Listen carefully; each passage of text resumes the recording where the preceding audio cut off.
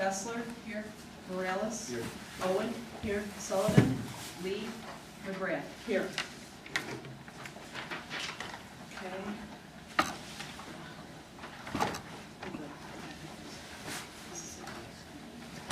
Okay, Mary, would you please take us through this public hearing? Certainly. Tonight we are having a public hearing as the district is seeking a waiver of the administrative expenditure limitation.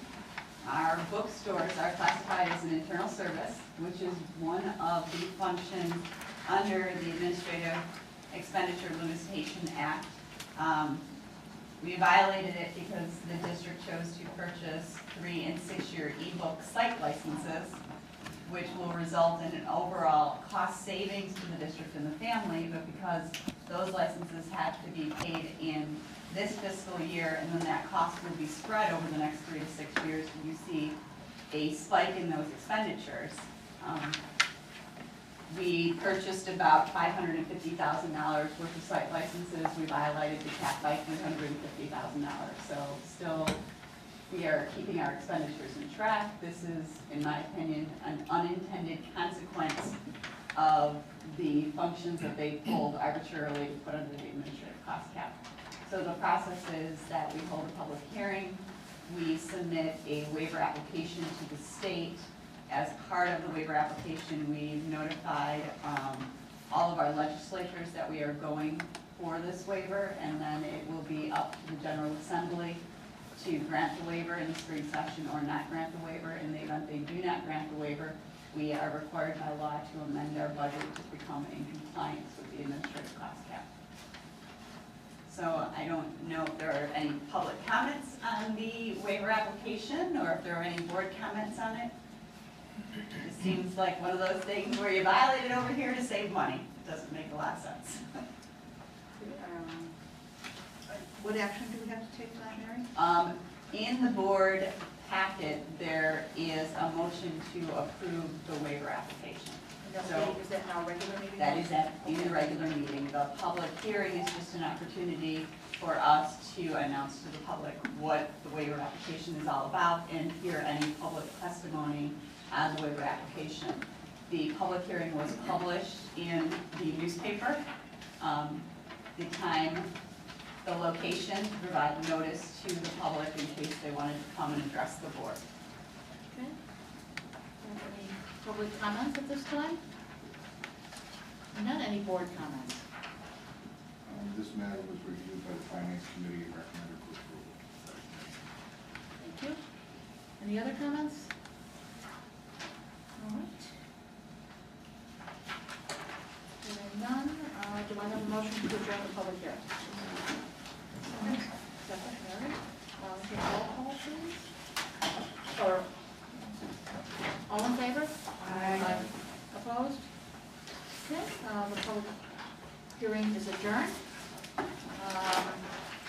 Call to order the regular meeting. If everyone will join me for the pledge of allegiance, please.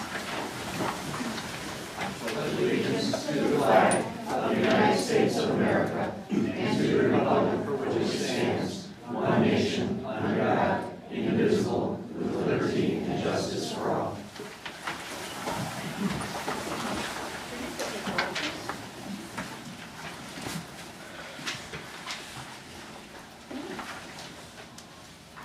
Childers. Here. Morales. Here. Lee. Aye. Bessler. Here. Sullivan. Here. Owen. Here. McGrath. Here.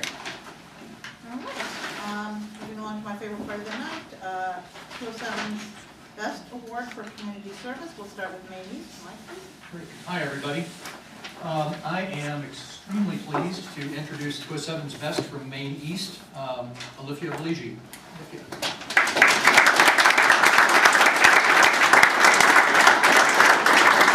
So Olivia is one of our Shula Scholars. She's a member of the Gifted Lyceum program. She carries about a 4.55 cumulative GPA right now, has been involved in lots of AP and lots of accelerated stuff. So I'm not really going to talk too much about that. What I do want to talk about is everything else that she has, continues to accomplish as a true leader at Maine East High School. in addition to those things, she's also been an active member of the band program, which is quite a commitment in and of itself, member of the Maine Historical Society, and she was selected, participated this last year in the Stanford Business Education Summer Program for Gifted Youth. Since she's been at East, Lithia has been very, very active in the formation and continuing leadership with our Rotary Interact chapter at East.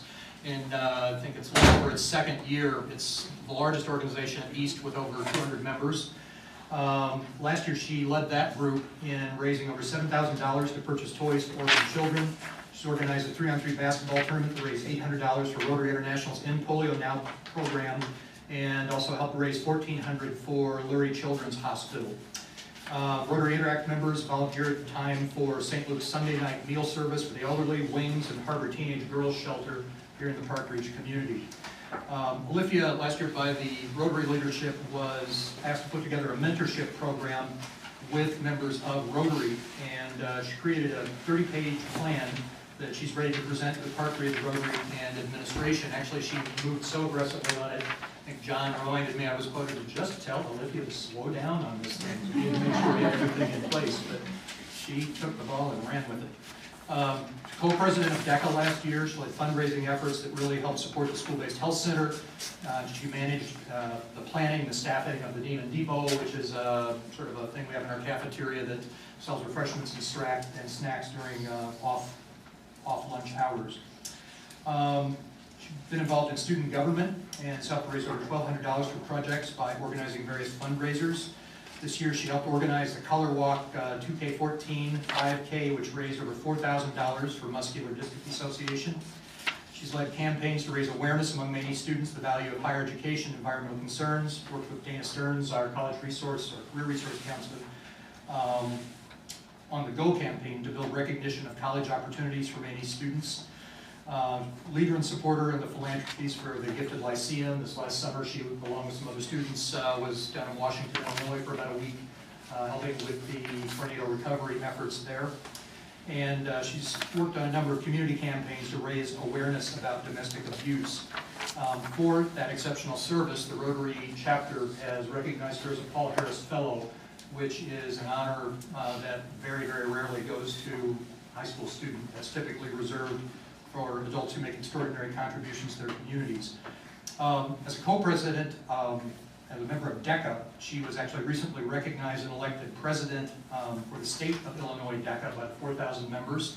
So that is yet a new adventure for Olivia in terms of what that brings, but certainly as recognition of her outstanding work and brings some nice honor to the school and the district as well. Got a lot of feedback, but there are just some real specific points that I want to share with you. We have a couple of teachers that are that wrote things about her that are actually here tonight. Chris Peters said in her 3+ years at Maine East, Olivia has achieved the highest levels academically, while also giving more to her time to school and community service project than it seems there are hours in the day. Another teacher, Shnez Solomon Massengill, said, I often wonder how somebody like Olivia manages to take care of so many responsibilities on any given day, but then I remember it's Olivia. She's driven, organized, and dedicated beyond anything that one might expect of someone who is a senior in high school. She has a real sense for all things business that she has demonstrated in my AP Economics class. As someone who is raising my young daughter, Olivia gives me inspiration on what is possible. I have on more than one occasion referred to Olivia as a force of nature, and I mean that sincerely and in the very most positive way possible. I'm absolutely certain that she is going to continue to give to her community, wherever that may be, in college and beyond. And the things she does really help our world be a better place to live in. So on behalf of our faculty and staff, congratulations, Olivia. We're very proud of you.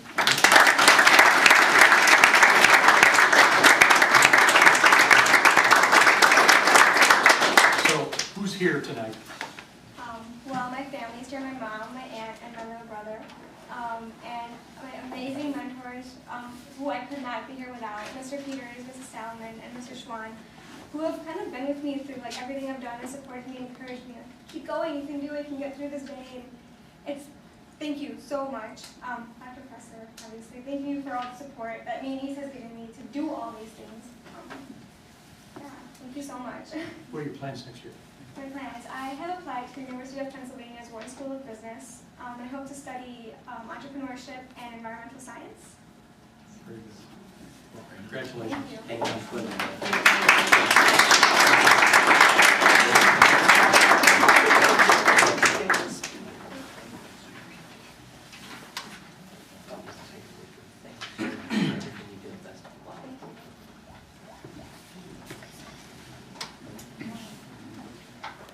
you. Next up, Maine South, Sean, please. Absolutely. It's with pleasure that I present David Passano as Maine South's Community Service Leader for this month. So, David.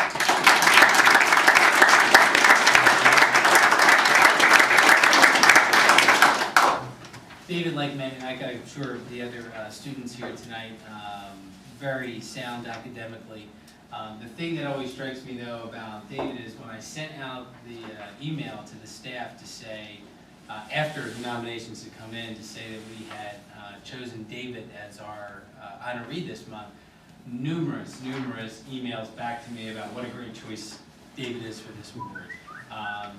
Predominantly just because he's one of the nicest students we've ever met. And so every time that every email that I saw ended with just how nice David is. And that kind of plays itself out in the things that he's decided to undertake to help our community be a better place, especially for those students with disabilities. He's a member of SAD, the Spanish Club, Investment Club, National Honor Society. He's actually on my Principal's Advisory Council as well. And he came to me a few years ago with this idea of doing a Hawks touchdown for kids around our football team. And so Mr. Barrett and I sat in our office and thought, well, I don't know how you're going to make this happen, but we're with you. And so we'll support you how we can. And I was just blown away by how well thought out his plan was, as well as then the ambition that he had to go do this. And what David has done over the past 2 years is sought commitments from our community members to make a donation around every touchdown that the football team scores. And as a result of that, over the last 2 seasons, he's raised almost $10,000, of which he gives to an organization called Have Dreams, which services young adults with autism. And David's been working with that group since he's been in about 6th grade, which kind of turned him on to their cause. David also spends a lot of his time, and I want to make sure I get this right, spends a lot of his time at the Maine Niles Association for Special Recreation. He works there.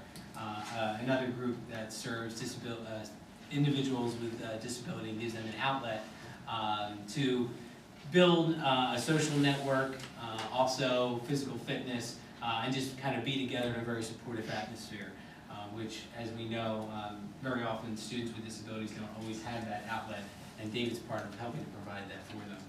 A few things that the staff has said about David.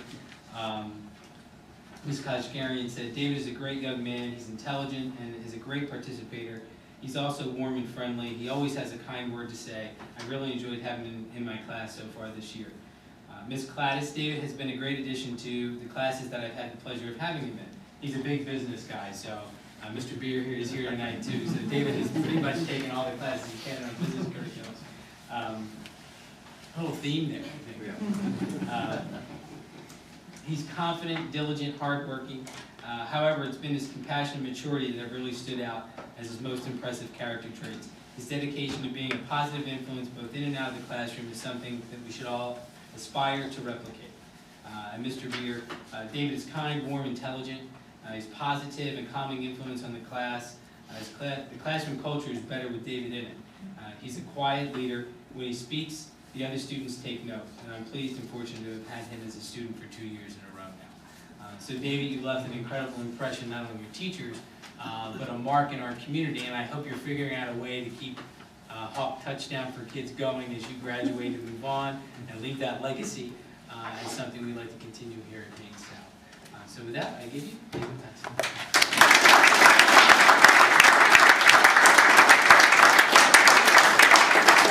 David, who's with you this evening, and what are your plans for next year? With me tonight are my parents, right here. Next year I plan to study business in college, undecided major, but since I had Mr. Beer for 2 years, I really liked his accounting class, so right now I'm kind of leaning towards accounting. And although I don't want to major, I'm not sure, maybe minor in special education, that is something I'd like to continue with through college. Excellent. And then for the Hawk Touchdowns for Kids, my brother is in 8th grade this year. So. So yeah, at least 4 more years. Good stuff. But hopefully find other ways to stay involved. Excellent. Well, thank you, Dave.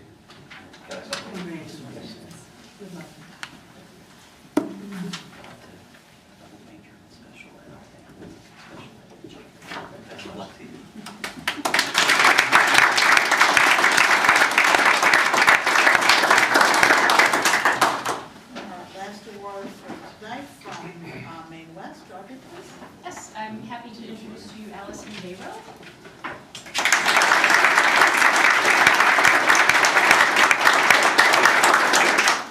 Allison is a superstar at Maine West. She could actually get any of the 207's Best Awards for any month, given all the different categories in which she excels. But community service is where we felt she really outshines any other student in terms of what she gives back. She's got a 4.58 GPA. She's got AP classes, 5 AP classes this year. She's taken the most rigorous curriculum since she started at Maine West, with the exception of her junior year, which is an interesting story. So her teacher here, Mr. Harper, had her as a sophomore in AP Euro, and she decided she's going into biomedical engineering, and decided to take some science courses instead of an AP US history course. But then appeared on Mr. Harper's roster this year and in his senior class.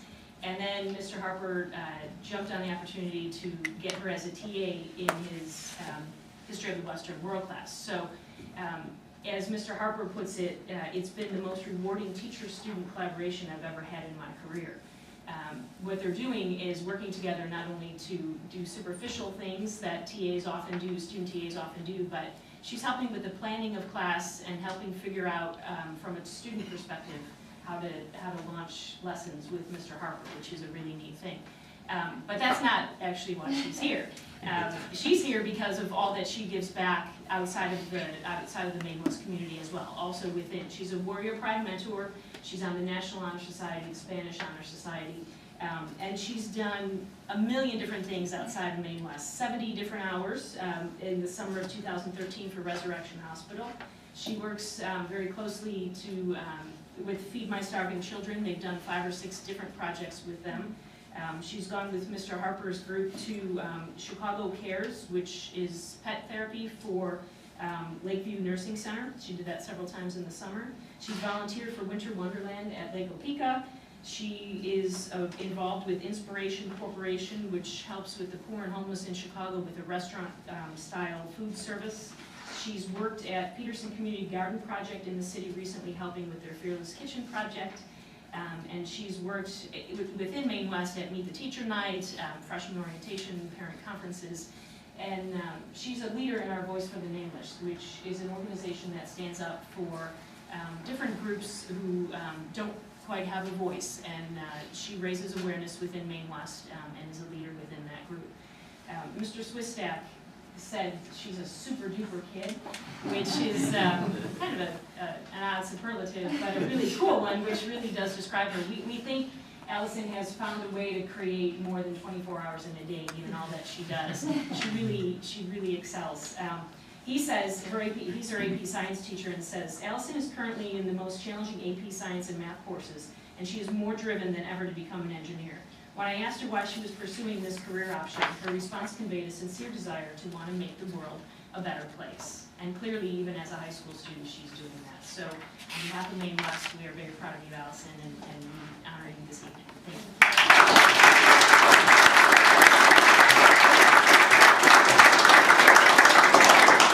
So, tell us who you have with you here tonight. Okay, I have my father, my grandma, my mother, my brother, my friend, and my wonderful teacher, Mr. Harper, who has not only, like Dr. Haugen said, inspired me in my community service, but also made more of a passion for community service and wanting to help others. So I thank you, and I thank everyone on my behalf for this award.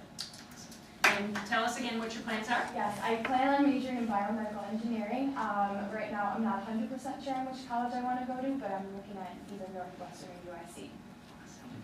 Congrats.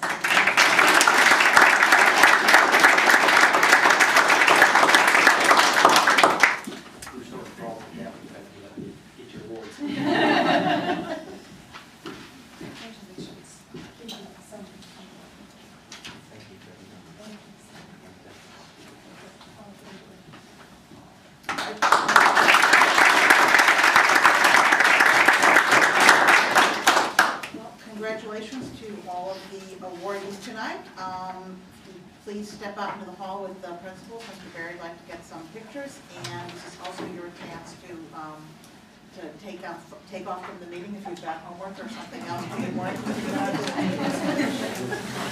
No community service.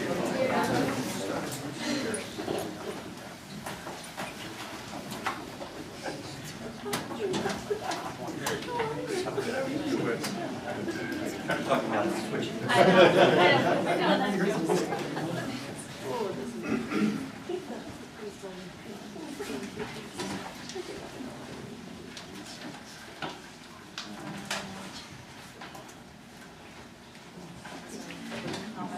Are there any public comments?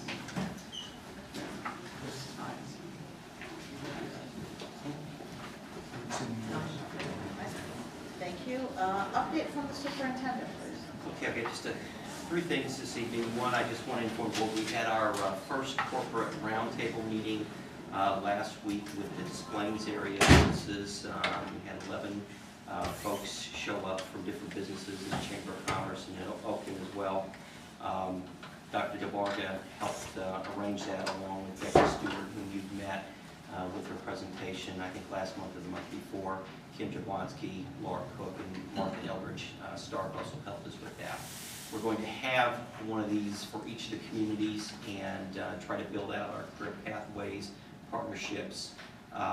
You've all heard most of the presentations, so I won't bore you with that, but I just wanted to report that we had a very good first meeting and learned some things from that. Secondly, on October 21st at Maine East High School, we had the Shunshin, I think I pronounced that correctly, hopefully, Women's University from Seoul, Korea, performed traditional Korean dances for the Maine East students and faculty, thanks to board member Jen Lee helping us arrange that. And it was a really, really nice event.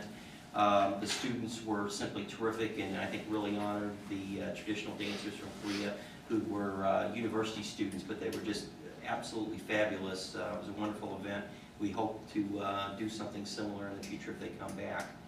And then finally, we have a few gifts in front of the board members this evening.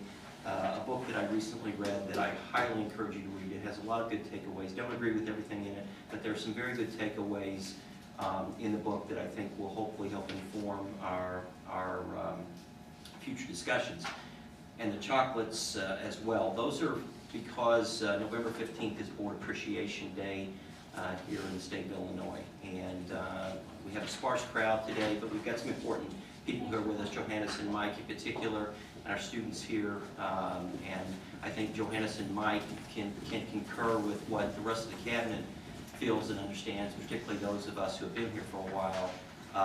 The job of being a board member is not always a glamorous job, and a lot of people don't understand it until they sit in the chairs, but having been here a while, I can tell you that District 207 is beyond blessed for the quality of board that it's been able to have over the years, the type of candidates that end up serving on its board, and one of the reasons that I think we've got the types of things happening in the district, the type of stability, the types of really good educational programs is a reflection of the quality of our Board of Education members.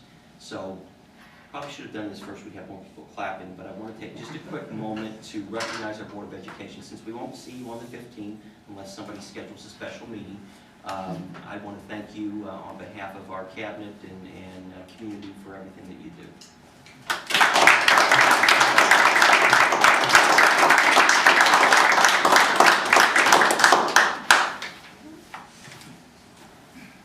Any updates from board members?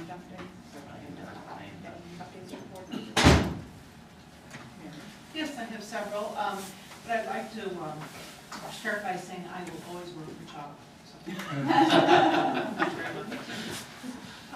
As a result of the morning coffees that Margaret organized, I was invited to sit in, spend a day in the English department at Maine East a few weeks ago, and I just, it was a highlight of my being on the board. It was the best thing I've done, and I would encourage anyone that's invited to consider spending part of the day or all of the day and see what classes you like, seeing how the teachers teach. And the teacher, Greg Lundberg, that organized it, made sure that I saw freshman, sophomore, senior classes, AP classes, so I was in a variety of it, and so that was real special.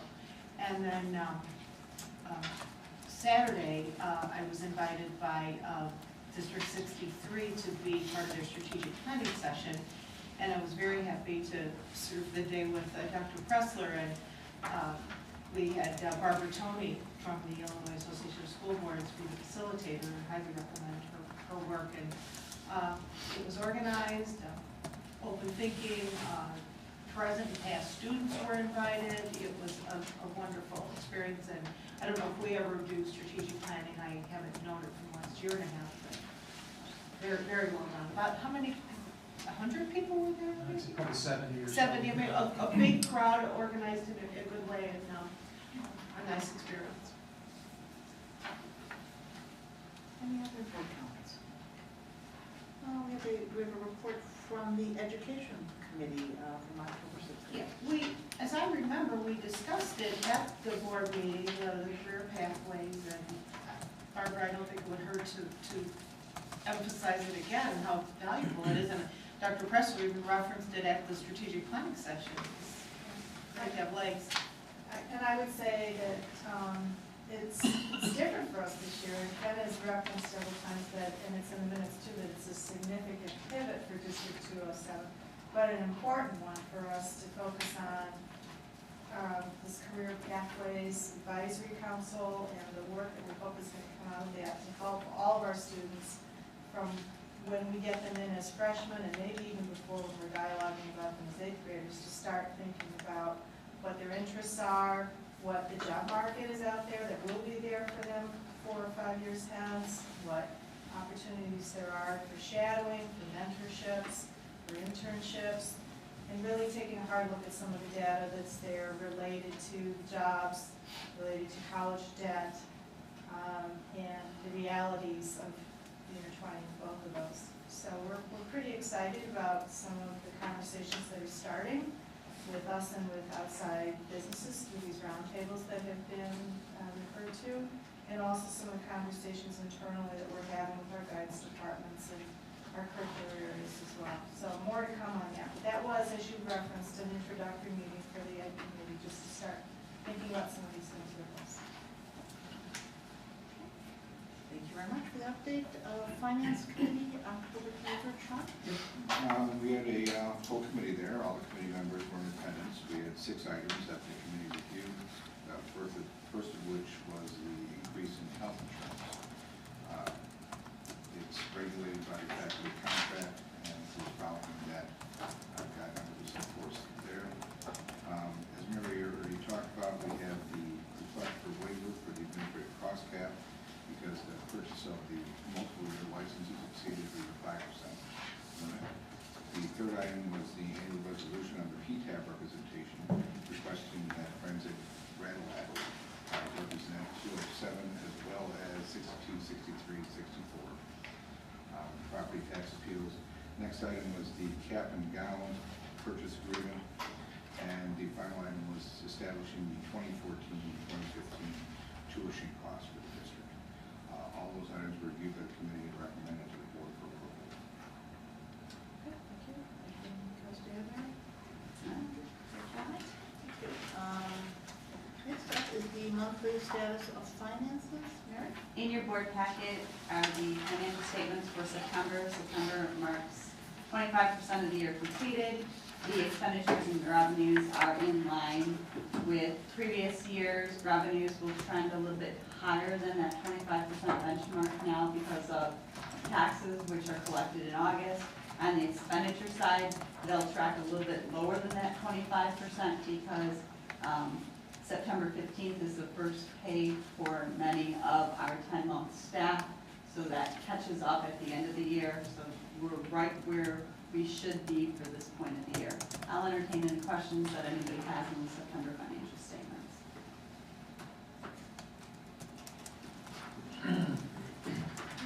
Thank you very much. Instructional services. Barb.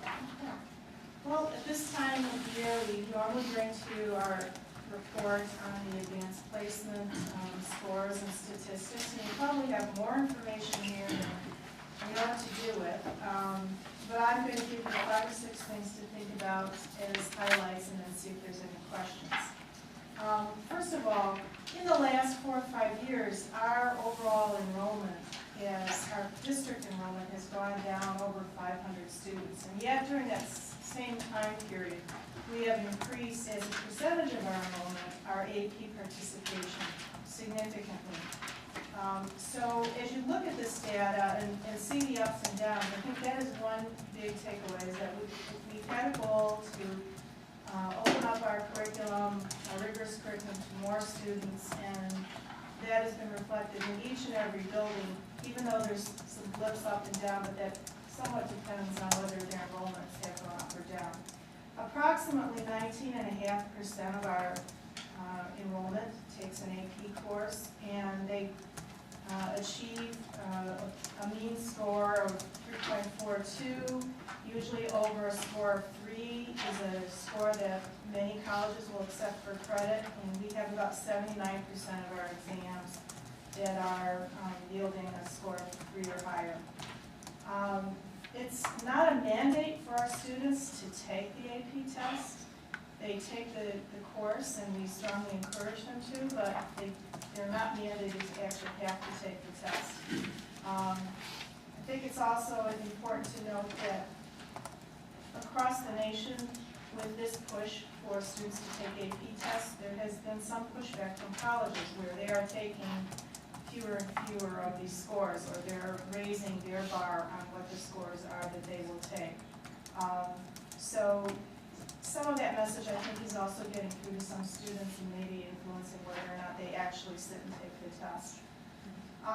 We've also seen some significant course revisions. The AP board, the College Board, has brought forward, and our teachers have been engaged in some curricular revisions to address that, and that may be reflected in some of the fluctuations in some of the scores. In science and in history, you'll find some of those, but I think the College Board is kind of working their way through and trying to revise many of the courses. What a lot of our chairs have noted, if you've read the notes for each of the exams, are the many ways that they are trying to help students meet the rigors of these exams. They have developed more vertical course alignments, so that students as freshmen are starting to build capacities that later on will be manifested when they take the course as juniors and seniors. They are enjoying, in some areas, some summer prep programs. Remember, we brought our history AP summer prep program before you as a kind of discussion 2 years ago, and that's been well attended and has yielded some good success, and I think we'll see that increasing as well. And we're even doing some really good work on starting to make some progress on recruiting some of our minority participants into taking more advantage of the AP tests, and seeing some success there. So with that said, and you have all of these charts and notes in front of you, are there any specific questions that you have or additional information that you would like? Just have a quick question in reference to the decline in overall enrollment, Dr. Berga. Is it, what's the status on that? What's the main reason that we are seeing this decline? Do we see that in overall other communities as well too, or is this particular for our main township district? When I'm saying declining enrollment, I'm talking about the enrollment in our school district, overall general enrollment. And I would guess part of that relates to taxes, to, I mean, Mary can speak to that better, to families, mobility. Usually population trends is the biggest Population driver. trends. You'd have to look at 62, 63, and 64 to really get a particular analysis. But we're trending within, right, but we're trending within our expectations for the population that's becoming these grade schools before us. We actually did an analysis on this about 1.5 years ago. So what our best predictor is our elementary enrollment. So we're within, you know, we've fluctuated between probably 6,300 and 7,000 students in the last 10 years. We fluctuated that much. So while we dipped a little bit, we're back up a little bit this year from what we were last year, and we expect to rise a little bit, but kind of stay in the 65, 66, 6,700 range for the foreseeable future, I think was what our analysis of our elementary enrollment tracked to. So it's just, you have a range of fluctuation. Some years use higher birth rates, some lower. One of the things that people often say when they study recessions, for example, is that the birth rates will go down in years when there's a recession. So we 12, 15 years from now, we may see a little difference just related to something like that as well. It's not a current factor that we have to worry about? No, I don't think so. I think that you just have a natural swing of 100 to 200 students a year. That's always pretty normal. Now, I will say that 3 years ago, when we began more diligently looking at student residency, we think that probably played a role because it was pretty easy about 4 years ago, 5 years ago, for students living over here in Edison Park or Chicago or Norwood Park to kind of sneak into the school different ways. And we've tried to be much more diligent about ensuring residency checks. And that probably played a little bit of a factor. The problem is it's hard to quantify how big of a factor that was. Barb, I have a question. Sure. On the, I know we always have a difference in the number of females and the number of males that take these tests. There's more girls than boys. Is there a trend on that? Is that changing at all? You know, I think there's some natural affinities that the genders have. And I've seen that in discussions that I've had with my colleagues across the area. And we try to do a lot of things to attract girls, for example, into areas of science and some of the math courses. So I wouldn't say that it's trending any differently than we've seen. But it's certainly something we continue working on. Well, and I think in college, the population is like a 60-40 kind of population. I'm just curious about. 60-40 shows up in all indices. You can see that having studied this topic deeply. 40 years ago. The change was about 1978. That wasn't quite been 40 years ago. But for about 78 on, that's when women became the majority in colleges around then. And it's been a steady increase, but that 60-40 differential shows up in so many ways. AP enrollment is just one. You can take that 60-40 and that's about college enrollment today. So that 60-40 mirrors a lot of different things. It's your, if you split your top quartile, your second quartile, your third quartile, fourth quartile by gender. In the first quartile, which is your most powerful quartile, that'll be 60-40 minimally, 60 female and even higher, and we're a big enough in when you study that. You'll see that 60-40 show up all the time. It's not just in AP. It's the way that students seem to distribute themselves. I mean, you can take that to Illinois, you can take that to the United States, and you'll see that same distribution show up in AP testing. So it's big.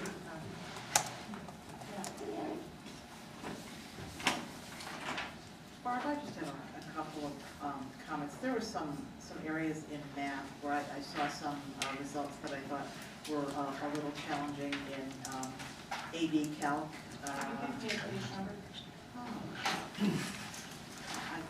Of the report. I think we can take a look at page 40 through 42. Kind of gives you that gives you the, 42 through, 42 through 44. The total AP students by class and number of sections. And that's probably, it's pretty evident there too, where you're looking at the AP calculus where the average, there's 3 sections, 76 students, and the average score was 2.72. I mean, it was, if you go back to the individual what page it's on. But I think there's a couple of sections there in math where I think they see some struggling, where there's a very, I just would like a little more detail on those. I can give you the exact ones afterwards. I would note a couple of things, like the AP distribution over the scores 1 through 5, I think, very positive. Our upper, the higher scores seem to be improving even, overall. And the number of students receiving 1s and 2s does seem to be obviously much below the national average. And one area I know I've commented on in the past is macroeconomics. I think this was a case where they have had some real positive trending in how that class has been going and things like that. But I would like to look at some of the AB Calc, computer science and stats classes and just have a closer look at some of them. One of them was, I think, particularly was called out in the report as they just can't quite figure out why they had such a poor. They tried to appeal to the board to find out what because the numbers just seem to be out of whack with what the experience was with the testing. Our calcs have been, I mean, we have just been slinging it in calc, so I don't know what, No, but it's under the Maine West notes on page 31. Right, it's showing, it's showing that only 6% of our kids got a 3 or higher, and that is way we never skewed. had anything like Never, that. ever. We did appeal and we haven't heard back from them, so they haven't given us any more information as to where or why or what, so we're really struggling with that right now. And Trying to figure that out, because if you look at the past 10-year trend, it's nothing like that. Same teacher. And these reports do make mistakes, as all And we didn't principals have any and other Barb and I know. major slip like in science where you would think there would be a. Corresponding. Right. Yeah. Right. Yeah, I did read the summary on that, but and yeah, that was 6%, but I think, also at East, I think the scores were, it slipped, we had a much better year last year and then down to 47% this year. Yeah, I noticed a little more fluctuation sometimes. Yeah, I try not to look at the classes where there's, small numbers of students, but I do think this is on page 29 of the report. If you look at the AB calculus, we have one let's go where the scores have just not been, and there's a larger number of students enrolled in the AB, whereas the BC seems to do much better. Obviously, you're much more Well, BC is highly selective. Those are kids with chops, and the AB students, and again, we're not trying to point the other way. We just see that in terms of preparation, kids are coming in, they're not performing as high as they were. We don't have as many students that avail themselves in summer school for some of the accelerated students. There's a course that funding is a little bit different. We haven't been able to offer it.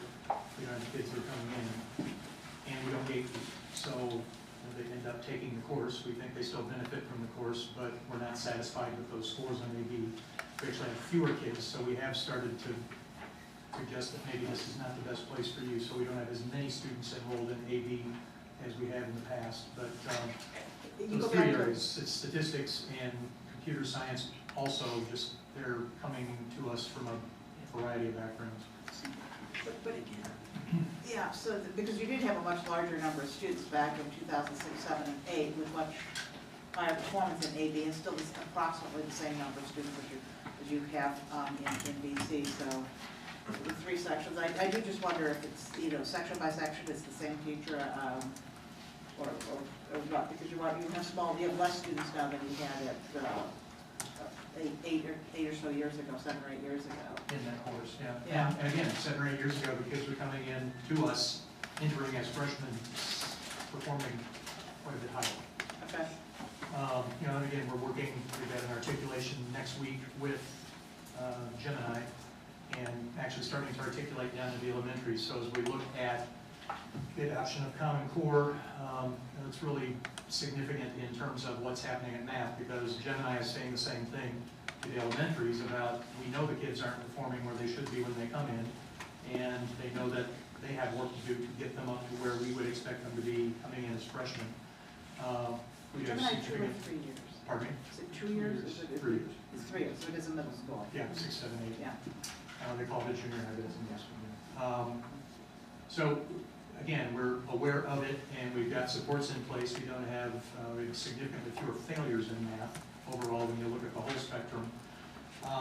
And I think for us, if we want to see those scores coming up based on the students we have, we probably would limit a lot of the students who are currently taking it, and we really have a philosophy in terms of, no, if you're up for the course, then we want you to take the course. I get some more information from Jill if you want to, but I think that's kind of the nub of it there. All right, that sounds like a reasonable explanation. All right. Thank you. Just quick question, reference to, going back to page 3 of the FNSD district enrollment as to affecting AP exams, and I see Hispanic community students, total district percentage enrollment is 20% approximately, and that by taking exam is 9 point. Is there any support or Yes. encouraging them to be able to take that? So that 9%, not that many years ago, that was probably 3 or 4 or 5%. So to put that in perspective, I think you've got to look at a growth analysis. It's not where we want it yet, but I would say, and Barb, you may know the answer to this, I think we have doubled or increased by 30% probably in a relatively short amount of time. We've put an emphasis on that. I know Dr. Haugen at West has put a big emphasis on that. So it's not where we wanted to be, but we started down here, so I think we're moving it in the right direction. It's good to hear you to provide some support. Yes. In such a way to encourage the students to participate. Yes. Definitely helpful. Is it a lack of participation? Yes. They just has not, and I know, I don't know the exact number, but if we're at 9-something%, I know it wasn't that long ago, we were well below that. So in terms of relatively short-term trend analysis, I think we're trending up. The problem is we just haven't caught up yet, so I think we're clearly behind where we, but I do know that we put an emphasis in minority recruitment into the AP program. It isn't, we haven't won the battle yet. But it's getting there. So Yeah, I think we're turning. Isn't that what that one foundation does though? It's person-wise. It is, except that's on a much smaller scale, Mary. That's on a really limited number of kids.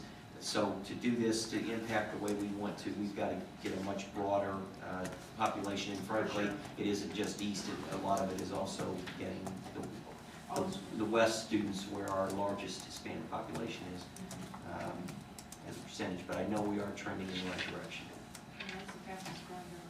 Yes, easily. I can put in Friday notes some of the statistics from the last 5 years, so you can look at that. Any other questions or comments? Thank you. Next up is monthly update on FOIA requests. 4 requests, all have been processed or in process. Thank you. Next up is the consent agenda. Do I have a motion, please? Sean? Thank you. Any questions or comments? Hearing none, can you call the roll, please? Owen? Aye. Childers? Aye. Bessler? Aye. Morales? Lee? Aye. Sullivan? I am saying on 7A.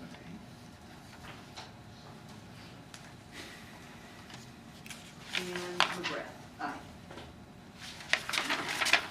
Next up, Board of Education Policies and Procedures, second reading. Can I have a motion, please? So moved. Sean? Second.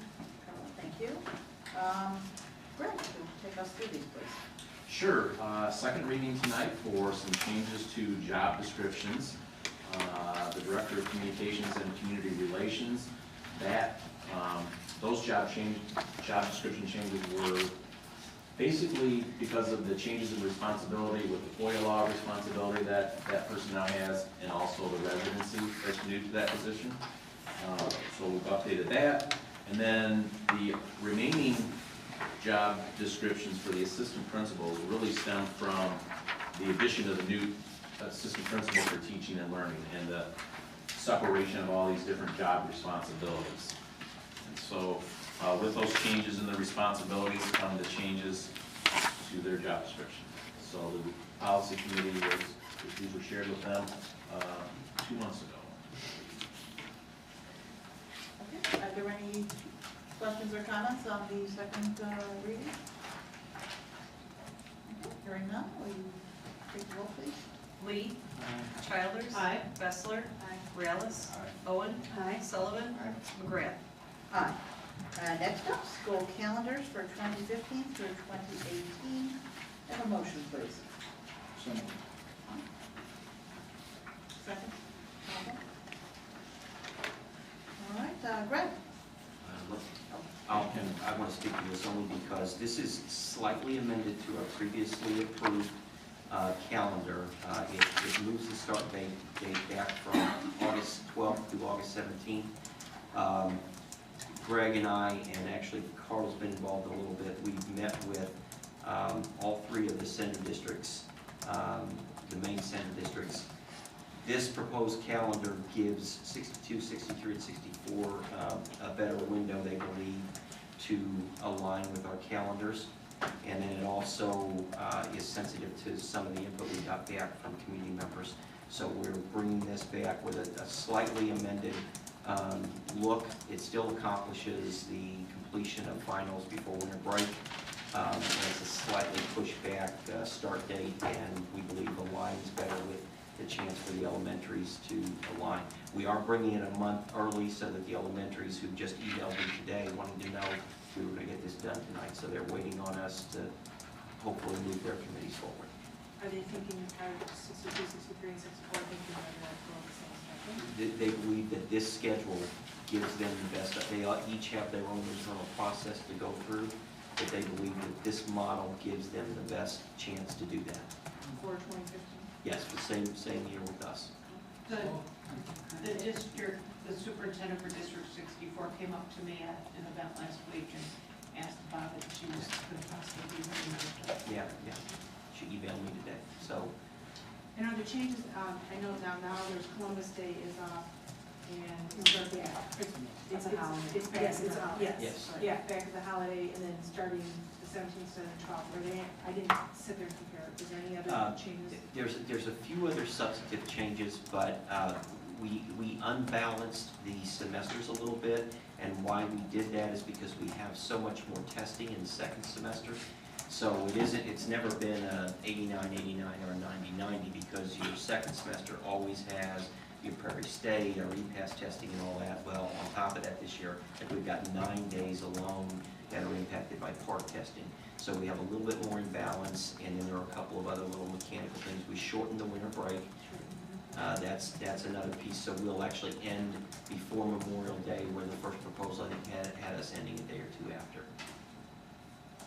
And how do you feel this is responsive to I think the biggest feedback that we got was just the August 12th, the sticker shock on the August 12th. I think the August 17th kind of is a better middle ground, and I think people feel a little bit better about it in terms of a start date. Everyone understood the need to get the finals done before winter break. I think this meets that need. This also added back in a break for Columbus Day. Yeah. Because that was gone before. A lot of people were talking about that, because a lot of people go to college. Yep. That weekend. And then how does it affect sports, I hate to say, how does that affect us? It's pretty insignificant. So these are all questions that are posed to me by the Yeah, committee, so yeah. I'm trying to make sure I understand. Yeah, it's next to negligible on sports. The big one that I hear a lot, just on the sports front, is that you'll have a closer start to the actual school year with the fall sports season, which winter and spring have now anyway, but it's just odd because usually there's about a 2-week window before school starts for fall sports. Now that's just a little bit more of a compacted window, which really is not much of an impact. Yeah, our sports have always begun even before August 12th anyway, so it's, yeah. Okay, thank you. I also read the community newspapers with reference to this, and many of them are totally in favor Yes. of such proposal that you're having. And also at the same time, critically, it is definitely beneficial to the actual students itself. Yes. Right? Yes. And I think I hope the students will be aware of such changes. And emotionally, psychologically, and physically, they will benefit of such a change. Well, that's encouraging in the school. Peter.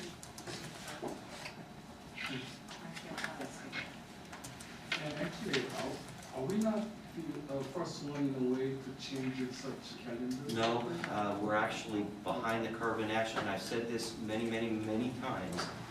The vast majority of high school calendars, actually all school calendars in America, reflect the one that we're switching to.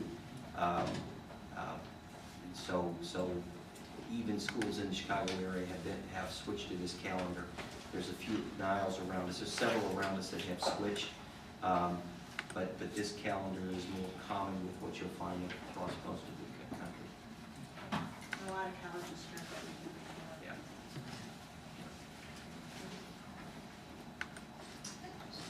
Are there any other questions or comments? Hearing none, Jenny, will take the roll, please. Childers. Morales. Bessler. Lee. Sullivan. Bowen. McGrath. Aye. Item 10 is the summer school calendar and fees. So I have a motion, please. Second. Carla, thank you. Barb, you'll give us the. This is just a repetition of what we brought to you last month. Asking now for the approval of the summer school calendar for next summer, and the fees are status quo and not raising our fees. And note that we are not, yes, we're trying to, it's about the same calendars we've had previously. Yes. Monday through Thursday. Any questions? All this fee have to be paid in advance, right? Would they enroll for the summer program? The parents have to pay this. No, I don't know if that's always the case, if they all get the big payments. Sometimes we do a payment plan if there's a hardship on a family. So now families have 2-week break between the end of school. Well, the summer specials versus the 2 days. For this, Well, done. How long is it this year? No, well, once this year. Well, will it be changing the summer school schedule then when the, we'll have to look at where the breaks occur, where 4th of July falls and so forth, but, we'll be able to start earlier. Yeah. So we would still Well, we also have to wait and see what the sending districts do, Yeah. because a Well, lot that's of their true, yeah. 8th graders take our classes over the summer. So we have to see what their calendar looks like, Okay. because we don't want to start our summer school when they're still finishing up their school. that'd be a little challenging for those 8th graders. Yes. So this This is for this, and this year meets the needs to be able to get incoming freshmen in. We've checked that already. So what's the average credit courses, the summer courses that the students could able to take maximum generally? They could take a full credit. We do 2 semesters, so they could get a half credit for one semester and another credit for another semester. Yeah. So financially, parents will be burdened about $400 or so.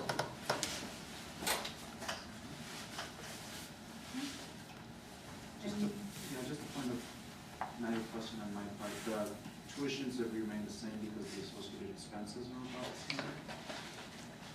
Primarily, we were able to, a couple of years ago, differentiate the cost of summer school teachers, our 207 teachers and outside teachers, and that allowed us to close some of the gap that we're seeing because we're spending more on summer school than we're taking in. And we think that, it's a balancing act in terms of we still look really closely at the enrollments in the classes so that we try and make sure that we can break even on many of the classes and still have it affordable for our families. I want to point out too, since they're here, the NPA also worked with us to freeze the summer school rate, and then that's another cost factor that has helped us, control the summer school costs and not have to raise. That increase I really think it's fell a on the great shoulders thing, of the yeah. parents. Yeah, I was just curious how people that. What's the average percentage of the students say, taking some courses, generally speaking, for each different schools or different grades? We've had, somewhere between the low 2,000s to 3,000 students a summer. The problem is that some of them are duplicates, so some take both semesters, some only take one. And I haven't looked at the summer school report, but let's, Well, that was at the last meeting. Yeah. We could pull that up. We'll pull that up Are you and- looking for overall enrollment numbers? unduplicated. That's in the summer school report. I can call that again for you. It's pretty high though. We have on scale, having compared other summer school programs, we have one of the bigger, as a percentage of total students, one of the bigger programs around. I know that. Well, we're not really encouraging students to Yeah. schools. We don't have to. They take it for two reasons. Students are either taking it to get a class ahead or something like that, or in some cases they're taking it to make a class up. But I do think that, one of the things Dr. DeVarga and I have talked about is some ways to maybe think differently about the summer school program in the future and maybe be able to expand it a little bit. Are there any other questions or comments? Could you please take the roll, please? Morales? Owen? Lee? Childers? Bessler? Sullivan? McGrath. Aye. Next item is the 2014 tax levy. Can I have a motion, please? So moved. Paul, thank you. Mary? In your packet is the proposed tax levy as well as the associated resolutions with it. In a perfect world where market prices fell or rose on every property at the same percentage, people would pay 1.5% more in property taxes based on this levy. Because that is the amount of money on existing properties that we can get as an increase under the property tax cap. However, as we know that doesn't happen, increases will vary based on the assessments of those individual properties. We are estimating about $20 million in new growth, which is why we're requesting a tax levy of 2.62% on all funds. We are levying and then abating the debt service fund, so that's why you'll see a levy in that fund, but the attached abatement resolution will then direct the county clerk to abate those taxes. The tax levy will be published in the paper at the end of November. We hold a public hearing in December. It has to be filed with the county clerk by the last Tuesday in December, which I believe is December 30th. And we are abating The resolution is in here to abate the debt service. We estimate that that will be about a $1.4 million abatement. Which is a continuation of what we did last year. Based on our capital needs, I'm not sure how many more years we can continue to do that. This was something that we had budgeted for, so I followed the course and put the resolution on the abatement within the attached resolution. What's the 3.9% then? 3.9, so what we do is because you compare what taxes were extended to what we're asking for, that abatement is not in what we extended, but it's in what we're asking for. So it's an artificial number. Once you pull out the abatement, the increase is 2.62. The difference between 1.5 CPI and anything above 1.5 is got to be based on new growth. If that new growth does not materialize, we don't get it. Asking for an amount of money on new property that doesn't materialize doesn't pass that burden on to existing homeowners. On existing properties, the only increase we can get in aggregate is 1.5%. Okay, so the amount may be large or small, you're saying that a person's tax bill from District 207 will be A 1.5% increase if the assessments were to rise and fall at identical rates. So,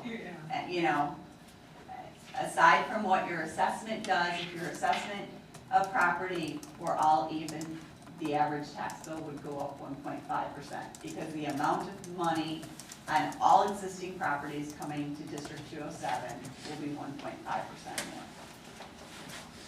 So in aggregate. Correct.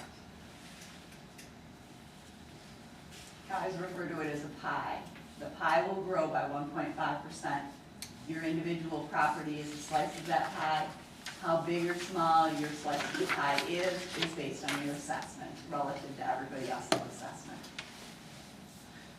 Very simply, we're asking for more money. Correct. And we anticipate we will have growing expenditures. We have built-in growth in expenditures for salaries and. Salaries, healthcare, electrical, natural gas. Apparently for our communications possibly too at some point. Yeah. Yeah, so there seems to be, And potentially declining revenues. If the state has their way. The deficit that's projected for the year is how much? For next year, I believe the deficit is between $5 and $6 million, largely caused by one-time capital projects. Okay, so in that event, with a projected minimum $5 million deficit, we're proposing an abatement for what reason? Because at the time we prepared the budget, the recommendation was to budget for the abatement. I am not opposed to taking those funds and redirecting them towards our growing capital needs.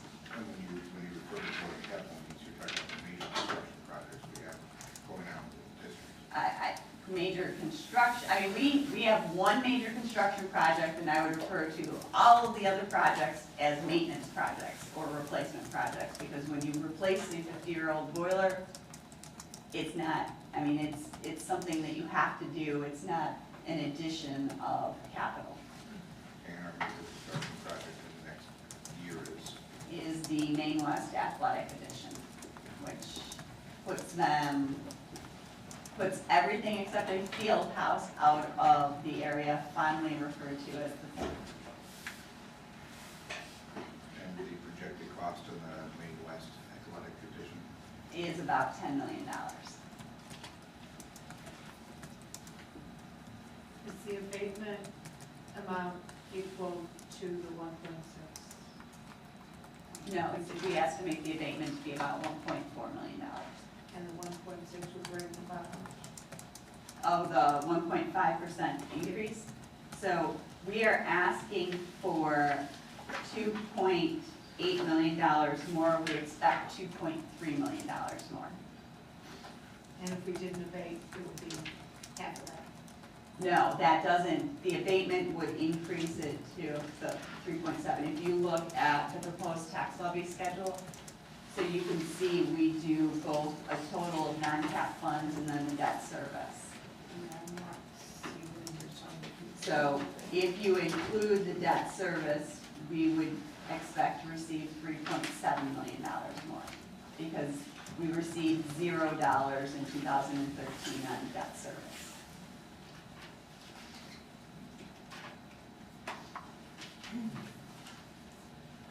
At the same time, like state, city, districts, we are really having that this economic hardships, and everyone is really trying to tighten our belt too, and try to save all the expenses as much as we can at the same time to save the cost. I think we've done a tremendous job in this district in cleaning our expenditures. I think that for the last 5 years and for the foreseeable future, our big risk is on the revenue side in terms of what the state will do to us, in terms of a pension cost shift and in terms of our state funding. I mean, they could, with 2 separate pieces of legislation, cause us to have a swing of $10 million annually. So along with that, we also, as a district, want to show the community too at the same time what we can do to save, or how we have been saving the money or treating the cost in order to move forward such. The people, I guess the community, let them know at the same time too.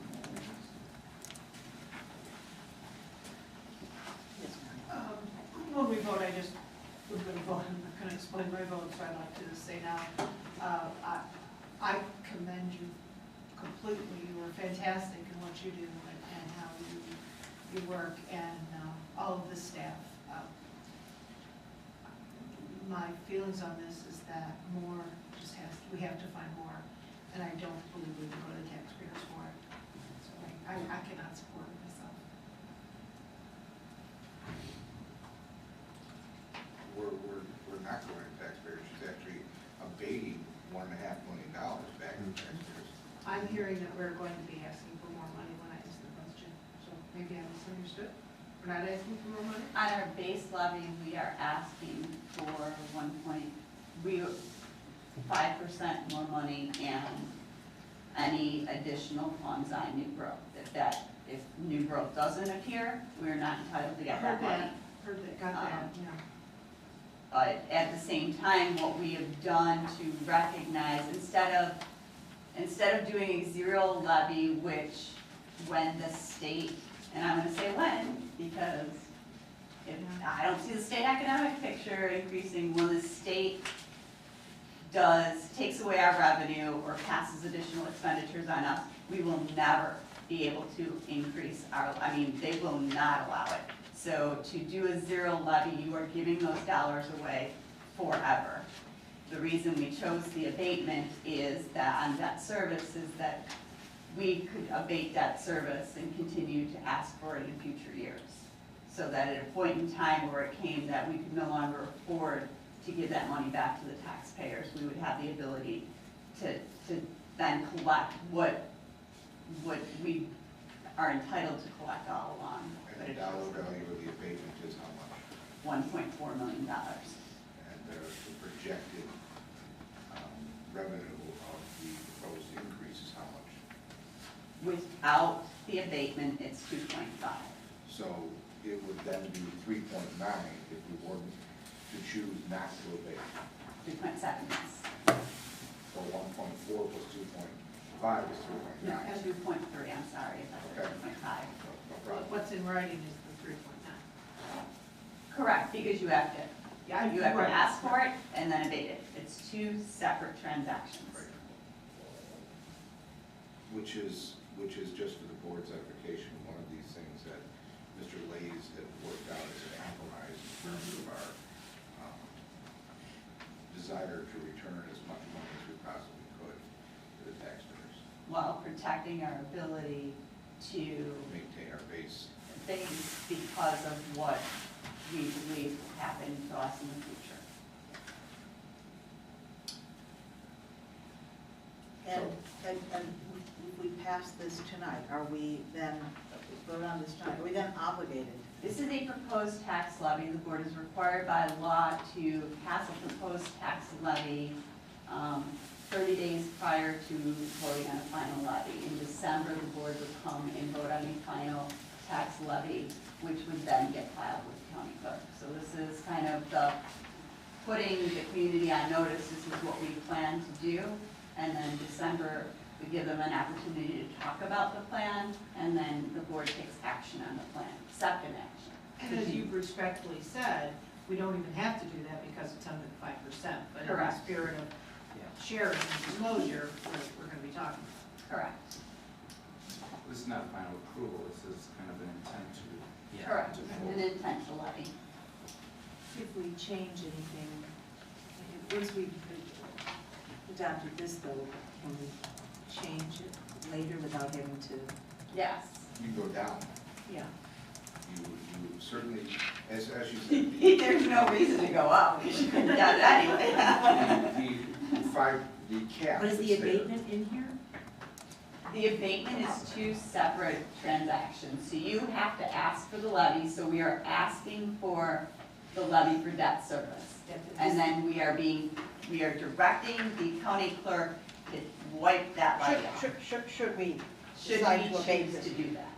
Yes. So the abatement is separate from It is this it is action that separate. we'd be taking? This action, the action we're taking tonight, the proposed levy, includes any amount that we may, at some, Correct. we may So- decide to abate. So technically what happens with debt service, when a bond issue is sold, at at the point that bond issue is sold, a resolution for all the principal and interest payments on that bond issue is filed with the county clerk. And at that moment in time, the county clerk has received direction to levy those taxes in all of those years moving forward.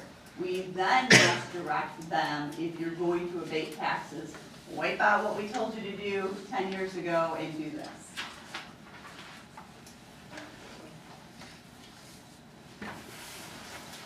So there's nothing set in stone that we have to pass the abatement of the taxes, that's all. Correct.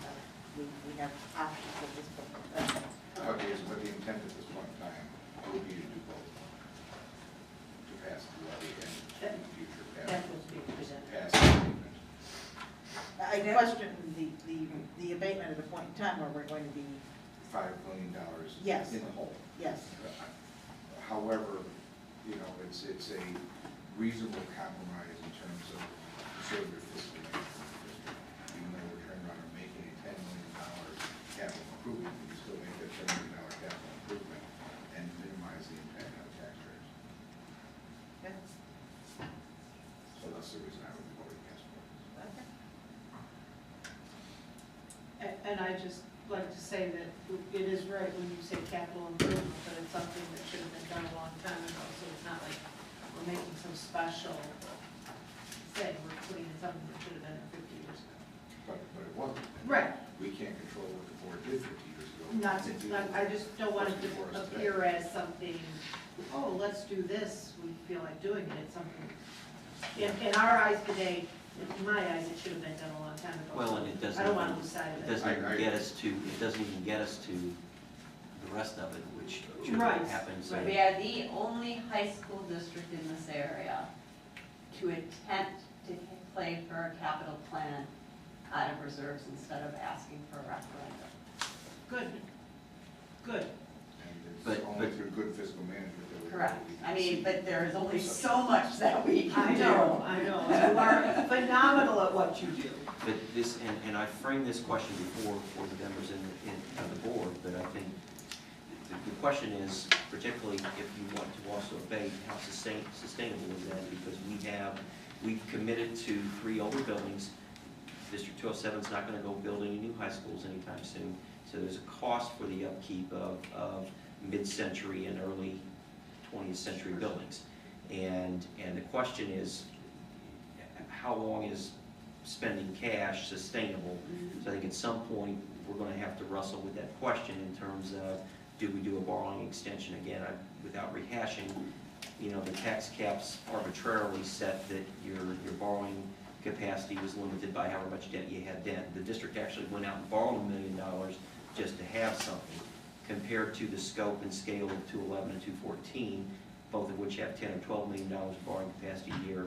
We probably should have 7 or 8, and we have 1. So it does hamstring us a little bit in terms of what we can do. But likewise, we have the ability to potentially abate today, but, you know, because of the state's economic climate, the fact that it's not likely to get better, we likely will not have this ability in the future, so I think we should take it today while we can. Okay. I'll call the question. Question? Let's see. Sullivan? Aye. Owen? Aye. Morales? Aye. Lee? Aye. Childers? No. Bessler? Aye. McGrath? Aye.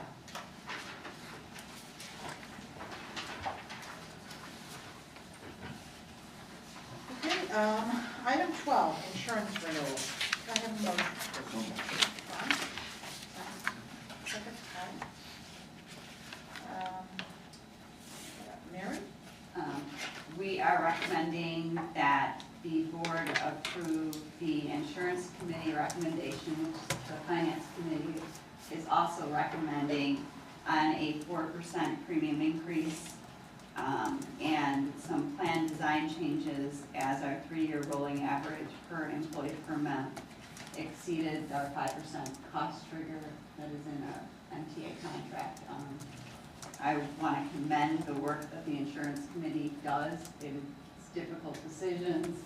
It's a lot of information, and we, for the past several years, have worked very well together to reach plan design changes that make sense for both the the users of the insurance and still offer an attractive insurance plan to our employees. And to address the future ACA issues.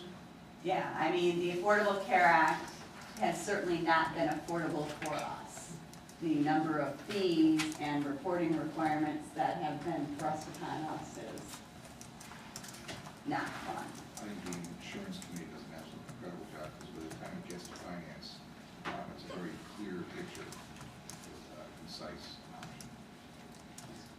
And as part of this, you know, the cost increase, are the PCORI fees and the other Affordable Care Act fees, All of that is included in our cost projections, as well as I should point out what we did was roll in the cost of our wellness program for our blood screening, so that now we can embed that on an ongoing basis, as we believe that brings a lot of tremendous value and in the long run saves the insurance plan money. we've made, and the plan, I see that, is the plan change being made as of the change, the design change is being made as of February 1st? February 1st, because of the Affordable Care Act now, Blue Cross Blue Shield requires plans to notify them 60 days before the enactment of a change, actually 90 days before the enactment of a change, which puts us at an October 1st notification date. Our per employee per month is a September to September calculation, so it doesn't work from a timing standpoint anymore. I think the insurance committee is going to look at, do we kind of do a memorandum of understanding to adjust that so we can decide on plan design changes to bring them back in with 1/1 implementation. But it's because Blue Cross has now all these reporting requirements under the Affordable Care Act that they want our information so much in advance that has now thrown us into okay, you can make the change, but it has to be a month after what you would typically do because they need more time and notification.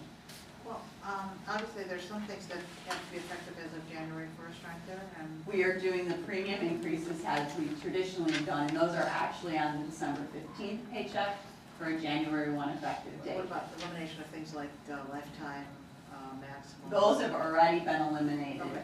because our renewal, so there are not very many changes this year. The one big change is that your out-of-pocket maximums now must apply to prescription drugs. So that is the big Affordable Care Act changes. Many of the other changes, the elimination of lifetime maximums, the inclusion of wellness at no dollars, were all done in previous years. Okay. The dependent coverage to age 26. Yes, all of those big ones were done a year or two ago. The 5%, 95% of payments, 5% employee, 95% board, is that for all employees that have a Yes. union, that's all union No, employees? we treat all of our employees that qualify for insurance the same. So every employee qualifying, from our administrators to our safety monitors, pay 5% for single coverage, 20% for family coverage. And is it in the faculty contract that it's always, how is it worded? Yes, it's Do they drive? 595, 2080. Okay, so there's not a big wording. Nope. And was there discussion on adjusting that 5 to 10%? That would be a mandatory topic of negotiations under our collective bargaining agreement, so. So when we renewed this contract within this last year. No, and one of the things we went for is the cost containment language that we have, because 5% of a number that's contained is worth 10% of a number that's not contained. So we went with cost containment language in terms of the amount at the rate at which our costs can grow in the self-insurance plan, which is why you're seeing the plan design changes. If the insurance committee failed to come up with a recommendation of plan design changes, is when triggers on that percentage cost sharing would enter into the equation.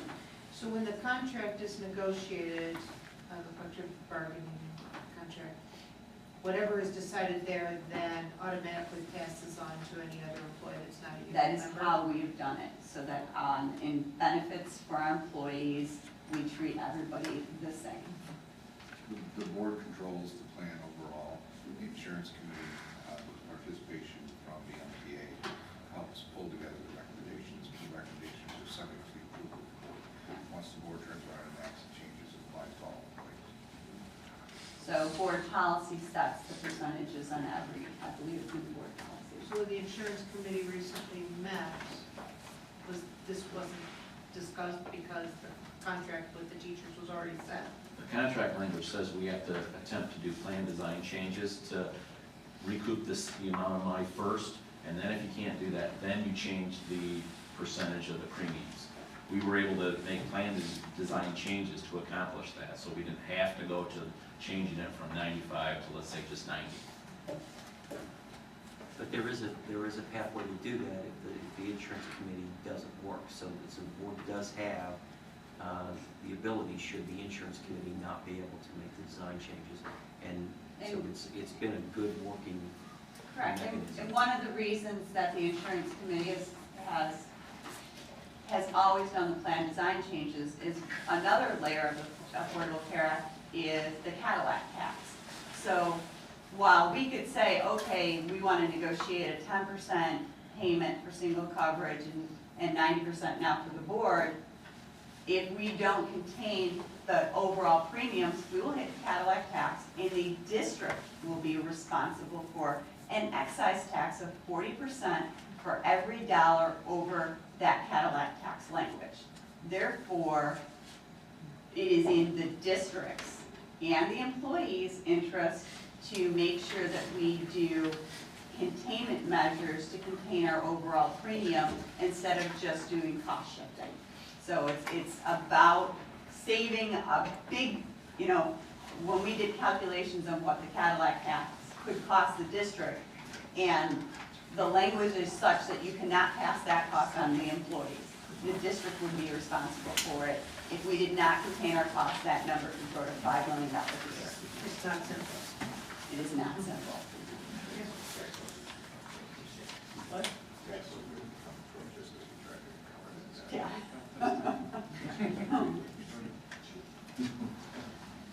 Okay, are there any other questions about the insurance renewal? Hearing none, if you call the roll, please. Childers? I think no. Bessler? Lee? Aye. Morales? Owen? Aye. Sullivan? Aye. McGrath? Aye. Item 13, approval of the 2014-15 tuition cost per pupil. Can I have a motion? Sean, a second? Papa, thank you. Mary. Our per pupil tuition charge sets the amount of tuition that we pay non-resident students attending District 207.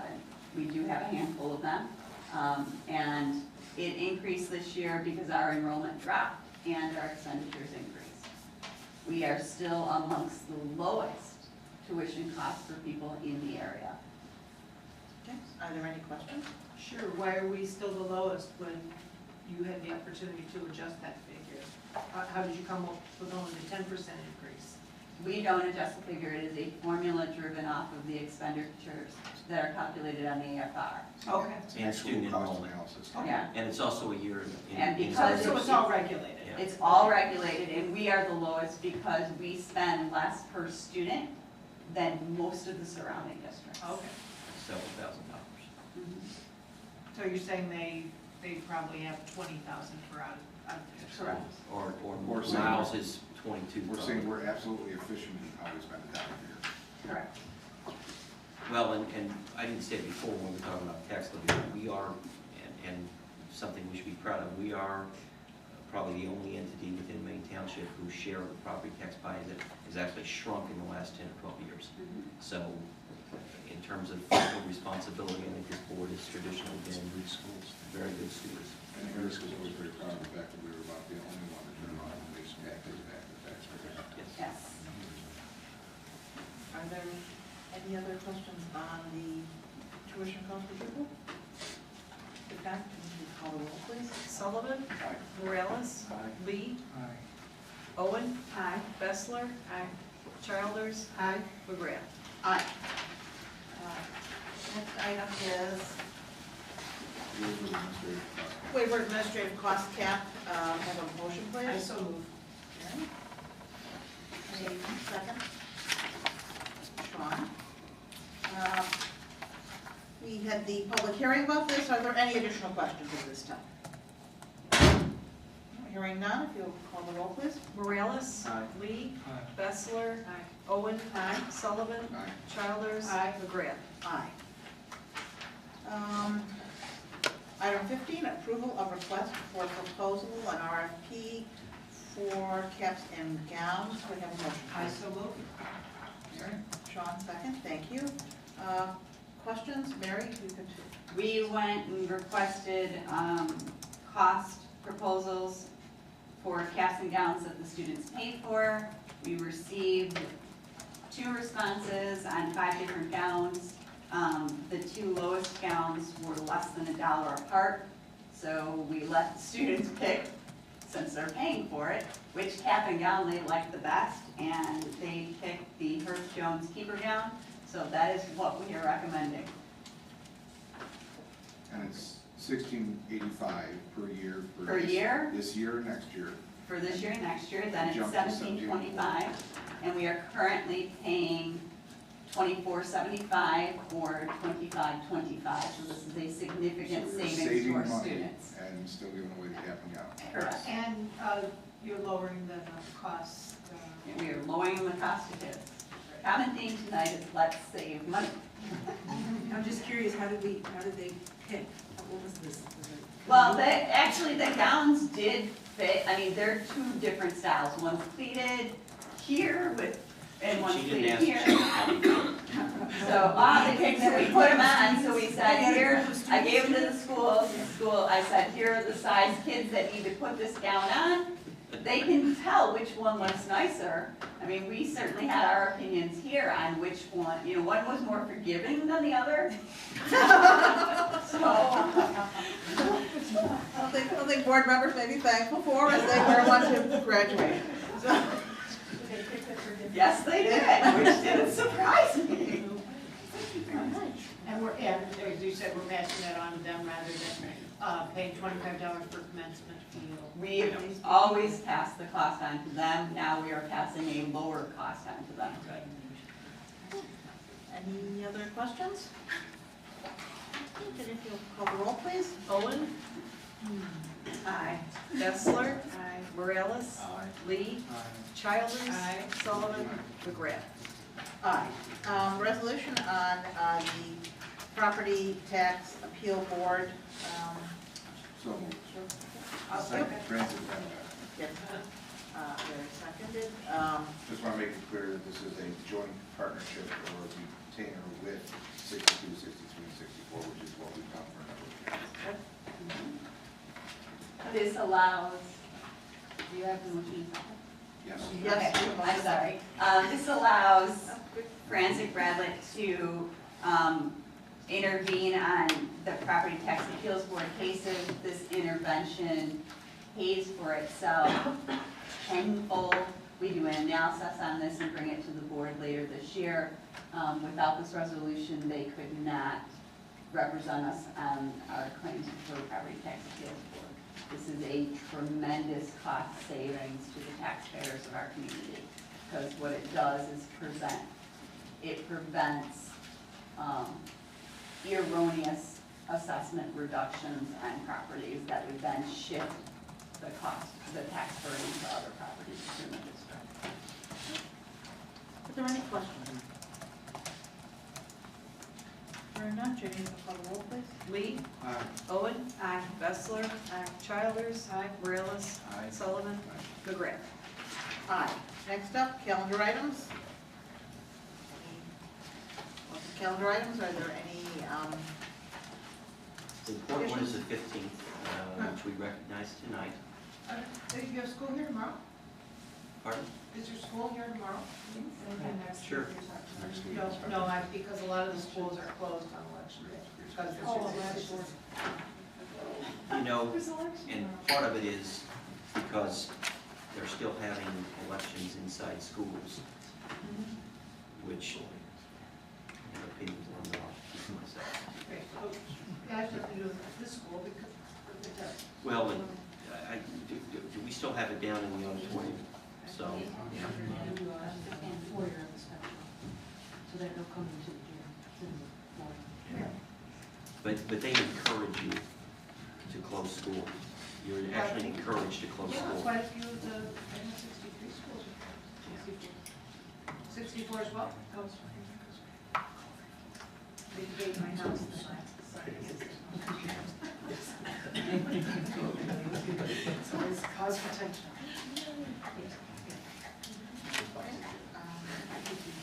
And building and grounds is meeting on the 17th then? Is there a finance meeting between now and Barry? Do you need a finance No, meeting? in terms of what was not going to be done. Okay.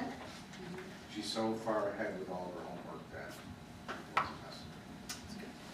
All right. Any other questions or comments about the calendar? Okay. Next item, is there any public communication? Hey, could you look and see if there's any cards for public communication, please?